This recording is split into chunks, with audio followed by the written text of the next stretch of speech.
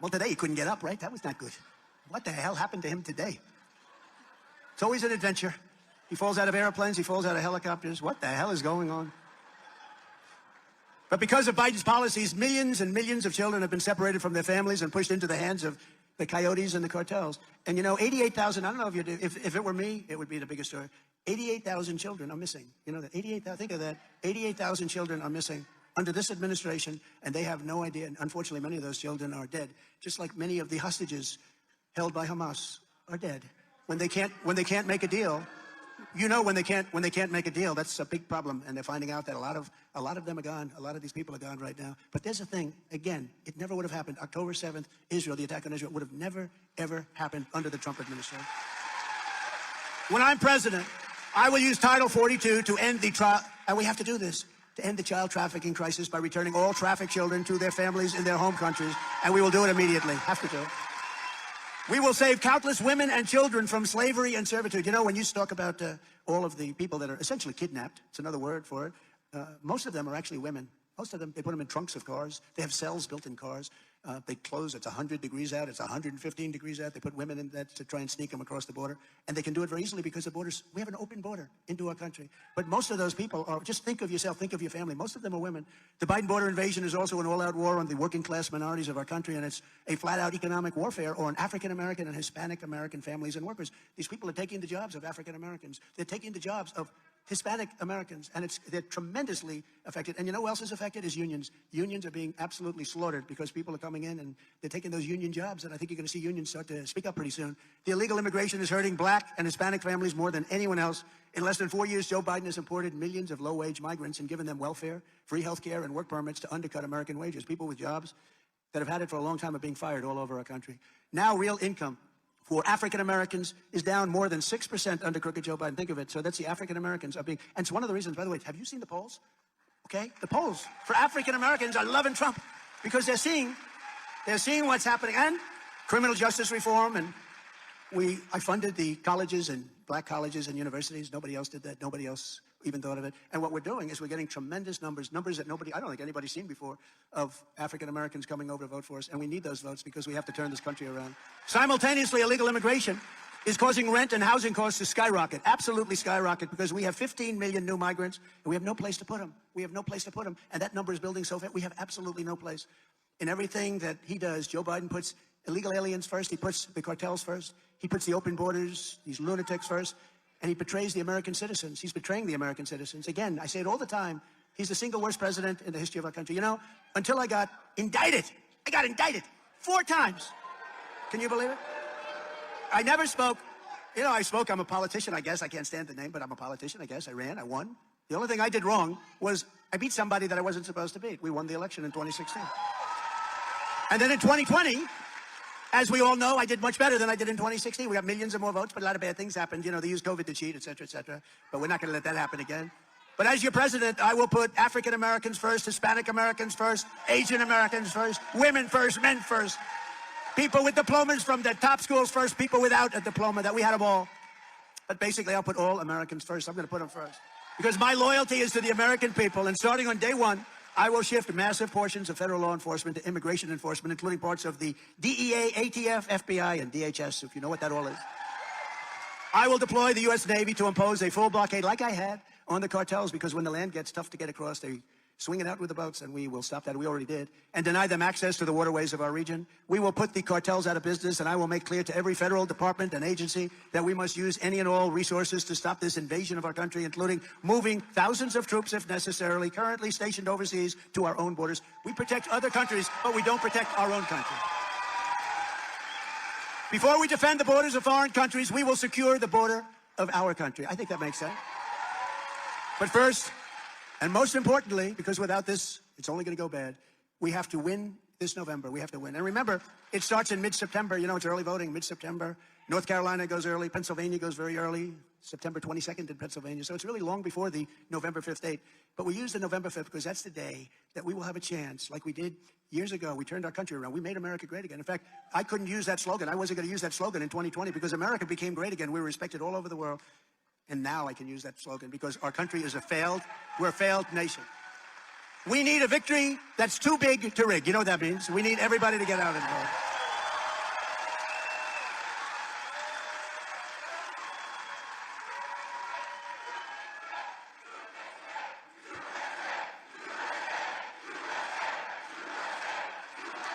Thank you. And you know, it's interesting. We talk about Second Amendment. I'm the one I just got recently the endorsement of the NRA, which I appreciate. Very strong. Very strong. But I was talking to them, and you know, gun owners, for whatever reason, don't vote. They really don't vote. Vote in very, very low numbers. The gun owners have to get. Also, evangelicals and Christians don't vote like they should. If they would vote, we couldn't lose. There's nobody that could beat us. So we have to get the evangelicals. We have to get the gun owners. We have to get these people to vote. And if they vote, nobody can beat us.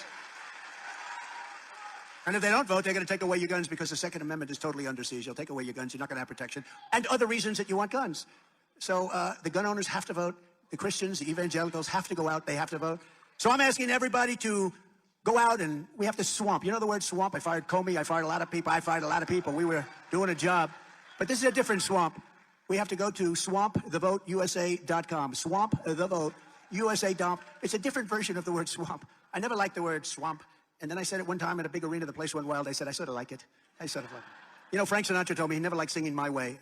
Except everybody liked it so much, and then all of a sudden he liked it the best. So we like the word swamp because it's meant so much. But we have to swampthevoteusa.com. That's where you go to get the information to request your ballot or pledge to vote early in person or even on election day. The main thing, you've got to vote. And you got to sort of watch your vote because these are crooked people. You got to watch your vote. Watch where it's going. And if you want to volunteer to help us turn out or target voters in your neighborhood, we have a lot of people that want to vote for us, but they don't vote. We got to get them to vote. We need TrumpForce47.com. TrumpForce47.com. And with your vote, we will end Joe Biden's border nightmare. We will fire his failed and weak, horrible, the worst ever administration. We will rescue the state of Arizona. We will make America great again. We will make it great again, greater than ever before.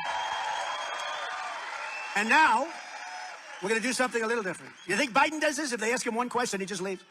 They ask him one question. No, we're gonna take some questions. We don't do this often because it gets a little bit sloppy, I must say.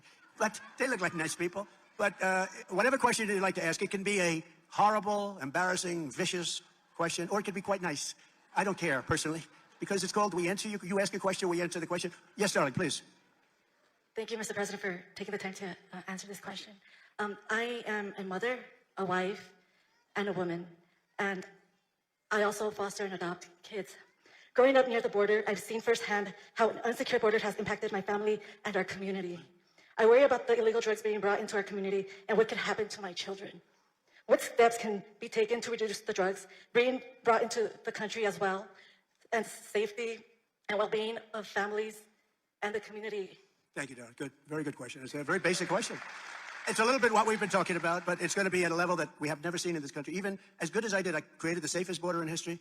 We're going to make it so good. All Biden had to do is let the people stay there, keep the same policies. We wouldn't even be talking about this as an issue. And I think in a certain way, it's just one of the truly big issues. We're going to make our border very powerful, very strong. We're going to stop drugs from coming in. We're going to stop this whole thing with human trafficking, which is a big part of your question. And we're going to make your homeland safe for you to stay with your family, where thousands of people aren't pouring in and looking through your windows and what they're doing here in Texas. And by the way, the governor of Texas has done a very good job of closing it up. But here, they haven't done that. They haven't done that. And in California, they haven't. 82% of the people are coming in now through California, Arizona. So we're going to have to close it up. We're going to close it up. We're going to use federal powers to close it up. Thank you, darling, very much. Good question. Yes, sir. You're a good-looking guy. Look at that guy. Looks like a banker from Wall Street. You can see I'm an old man, and I have grandchildren that I want to see taken care of. Right. And I love them, and I want them to know that they can have the same life that I have had. Oh, it's very nice. What are you going to do about that?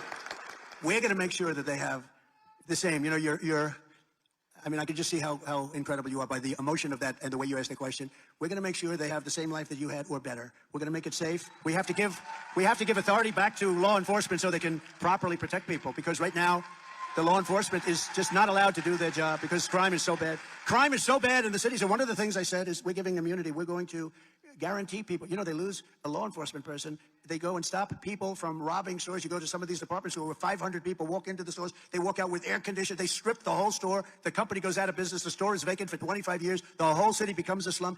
And if you do anything as a law enforcement person, they take away your house, they take away your family, they take away your pension. We're going to make it so that we're going to give them essentially immunity. We're going to make it that they are not going to be losing their pensions. They're going to be able to do their job. And we're going to get life back to where I know exactly the life that you're talking about. It was a life of common sense. It was a life where there was no crime. There was nobody getting bopped over the head when they weren't looking, getting pushed into a railroad train or a subway. It's just horrible what's taking place. It's horrible. It's evil. We're going to get it back to common sense. We're going to have law and order. Thank you. Great question. Thank you. Great question. Yes, ma'am. Thank you, President Trump, for Thank coming you. down. We really do appreciate Thank you. you. Thank you very much. I'm in the unique position of having 2 children that are in their 30s and a set of girls in there that are teenagers. I know what I did have to do with the 30-year-olds. I know what I now have to do with the teenagers. I have trackers on those girls, and I've taught them evasive action when driving through our county because of the high-speed pursuits of the human trafficking. Who would believe you have to even think about doing that, right? Never with the original 2. No, I know that. How would you handle the criminal activity that is running rampant because of this open border, because all of this is from this open border? Okay, strength, and we're getting them back. We're bringing them back. In some cases, we'll keep them here. There's some real bad ones, but don't forget, when we keep them here, it costs us millions and millions of dollars per person. It's so crazy. We're getting them the hell out of our country, and we start with the criminals. And you know what? Our local police know who they are. They know their first name, their middle name, their last name. We have to give authority back to the local police, who are fantastic people. Right? Thank you very much. We'll get that stopped, and soon. Yes, sir, please. Trump, so great to have you here. Thank you for your time. Thank you very much. I'm a veteran Air Force individual. Good. But foremost, I am a father and a husband, and I find it frightening that we have illegals crossing our border from countries like China, the Middle East, and other dangerous countries. How will you prevent all this national disaster happening at our southern border? So we can do things that nobody does with this, and we have tremendous economic power. And by the way, if we're not careful, we're not going to have that for long either. That's going to go down the tubes with everything else. But if China or some other country is behaving badly, we have things called tariffs that are so severe.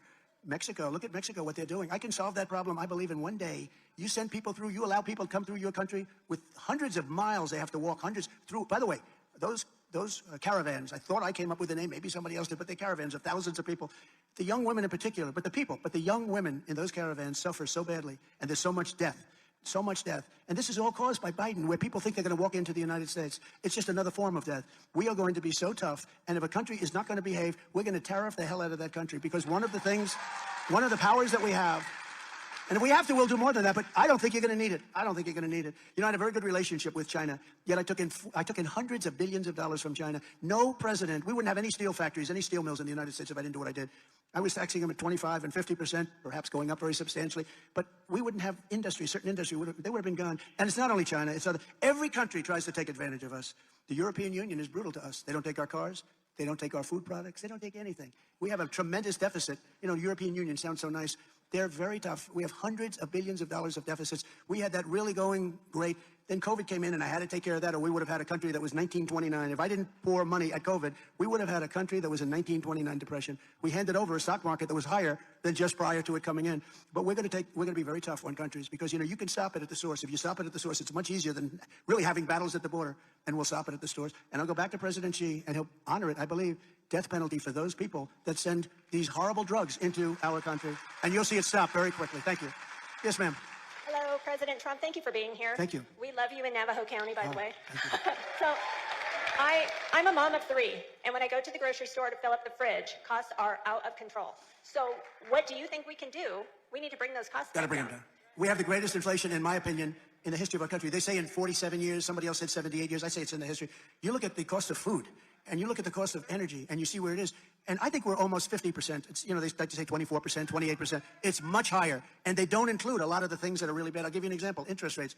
So interest rates went from 2.5% with me up to close to 10%, and you can't get money anyway. But we have a very sick country. It started with energy. Now it's all over. And now energy isn't as bad as food. It's not as bad as rent. It's not as bad as a lot of things. But energy is going to bring it all down. If we cut your energy in half, you're going to see a difference, the likes of which you've never seen before. We're going to get rid of inflation, and we're going to bring that number down. Not just where you don't have inflation. We're going to bring those costs down. Because it's the biggest thing I hear is people going out to the grocery store. They make the same amount of money, but they can buy half of the product. They buy half. And it's the single, I'll tell you what, it's the single biggest. I even have that here. I have something here. Let me see. Because you asked this question, I think I'll show it. Should I show it? I don't know if you can see it. Look. Tic Tacs. This is what inflation does. This is what inflation does. This is what inflation. Okay? Look. Not good, right? But I kid. But there really is no kidding. It's serious. People can't live. People that had a comfortable life under Trump, making the same kind of money. We had many more jobs, and they had all bounce back jobs. They bounced back from COVID. They were going to come back. But people that made the same amount of money, they live half as well because costs are so high. Inflation is known as a country buster. It busts up countries. It busted up Germany years and years ago. Anytime you have inflation that's not checked, not controlled, it's a country buster, and it's going to bust up our country because we've never had inflation so bad. So we're going to get the energy down. We're going to get the food prices down. We're going to do a lot of cutting also, and we're going to make our country very livable. We had almost no inflation, and now we have record-setting inflation, and it's killing people. Thank you, darling, very much. Thank you. Please. Thank you, Mr. President, for taking my question. Thank you. And you talking about energy is a perfect segue into my question. And here's my question: is this? I've watched gas prices under the Joe Biden administration just soar, and we're no longer energy dominant, as you mentioned. Can you believe it, right? By the way, to interrupt, we have more, I call it liquid gold, under our feet than any other nation in the world. Saudi Arabia, Russia, but we don't use it. We don't use it. We don't use it because of these people that are absolutely, they're crazy. They're crazy. We don't use it. Drill, baby, drill. The man just said it. Drill, baby, drill. Go ahead. And you know, exactly, Mr. President, I'm a pastor, and I'm watching the members of my church hurt over how much, just like what you're saying, the gas cost is just to get to work, go to school, and go to church. And therefore, my question is this: what are you going to do to help the everyday American who could barely afford the price of gas? And before you answer that, Mr. President, I just want to say this, as a pastor. Scripture says, where sin abounds, grace abounds all the more. And we want to thank you for tapping into the greater grace that's going to eliminate and bring this country back into the greatness. Thank you, Pastor. Very good. You can be my pastor any day. Thank you, Pastor. I appreciate it. We can get energy started. You know, you have places in this country that you're very high. Your energy is very high. But you have the New England states that are the highest in our country. It's crazy. And if they had a pipeline going from Pennsylvania through New York, but New York won't approve it, if they had a pipeline, they would cut their numbers down by 50%. I predict, and I will tell you, I'm going to get energy costs down to much less than 50% of what they are now all throughout our country. And that's going to have an unbelievable... And once that happens, interest rates are going to follow. Interest rates will naturally follow. It's not as complicated as people think, and I did it. We had no inflation. We had the greatest economy in the history of our country, and we'll do it again, but we'll do it even better. Thank you, Pastor. It's very nice. Appreciate it. President Trump, it's an honor. Thank you. I enlisted in the Army Reserve because I love my country, like many of us do. Right. Under Biden, our national security is at risk with endless wars.